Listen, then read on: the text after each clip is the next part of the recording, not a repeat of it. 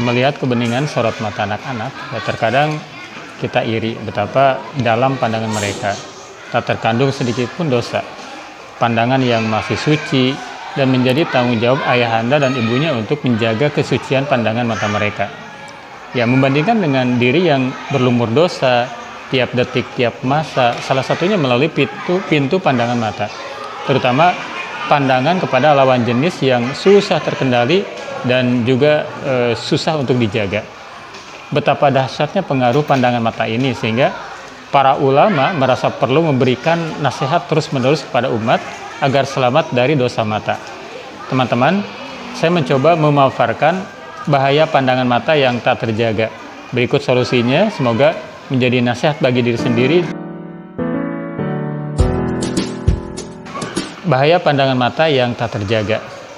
Interaksi paling sederhana antara pria dan wanita adalah melihat. Walaupun sederhana, namun jika tidak ditata dan dijaga bisa membuat hati seseorang itu semakin kotor, keras, membatu, hingga akhirnya mati dan membusuk. Barang siapa yang ketika di dunia ini tidak mahir menahan pandangan, gemar melihat hal-hal yang diharamkan Allah, maka jangan terlalu berharap dapat memiliki hati yang bersih. Imam Ibnul Jauzi dalam Sayyidul Khotir bersair, "Pejamkanlah matamu, engkau akan selamat dari mara bahaya. Engkau akan dapatkan dan peroleh pahala. Petaka kaum muda adalah larut dalam nafsunya, awal bara nafsu ada dalam tatapan mata." Ini sesuai dengan firman Allah Subhanahu wa taala yang artinya, katakanlah kepada orang-orang laki-laki yang beriman, hendaklah mereka menahan pandangannya dan memelihara kemaluannya. Yang demikian itu adalah lebih suci bagi mereka. Sesungguhnya Allah Maha mengetahui apa yang mereka perbuat. Ini ada dalam surat An-Nur ayat 30. Teman-teman, dosa apapun termasuk dosa-dosa mata yang dianggap biasa, jika tidak dibersihkan akan mengotori hati. Huzaifah radhiyallahu anhu berkata bahwa dia pernah mendengar Rasulullah SAW bersabda, yang artinya fitnah akan dipaparkan pada hati manusia bagai tikar yang dipaparkan perutas secara tegak menyilang antara satu sama lain. Manapun hati yang dihinggapi oleh fitnah, niscaya akan terlekat adanya bintik-bintik hitam.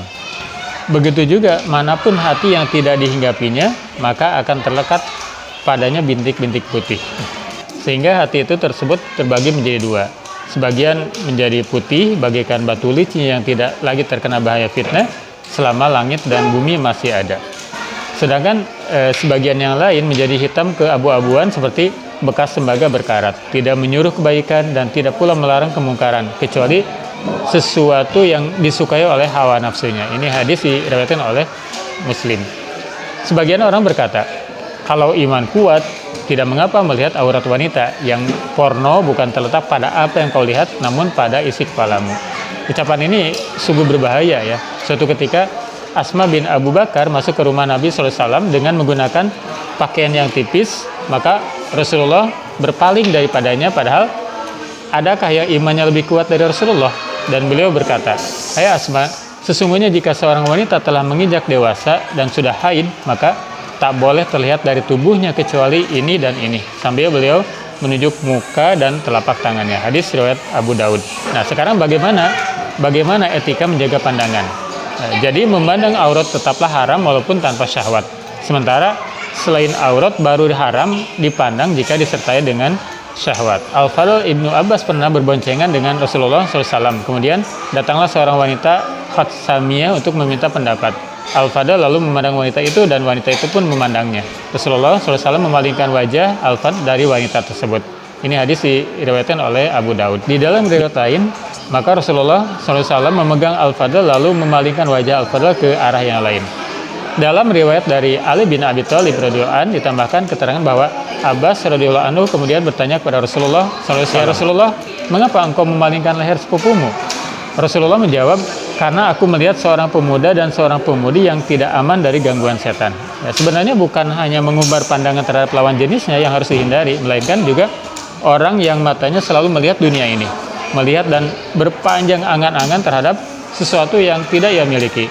Rumah orang lain yang lebih mewah, mobil orang lain yang lebih bagus, istri orang lain yang lebih ranum, lebih cantik, suami orang lain yang lebih gagah, atau uang orang lain yang lebih banyak. Hatinya bergejolak memikirkan hal-hal yang tidak dimilikinya. Lalu lupa menikmati dan mensyukuri apa-apa yang Allah karuniakan kepadanya. Ini menjadi sebuah tazkirah bagi diri saya sendiri dan juga bagi antum semua.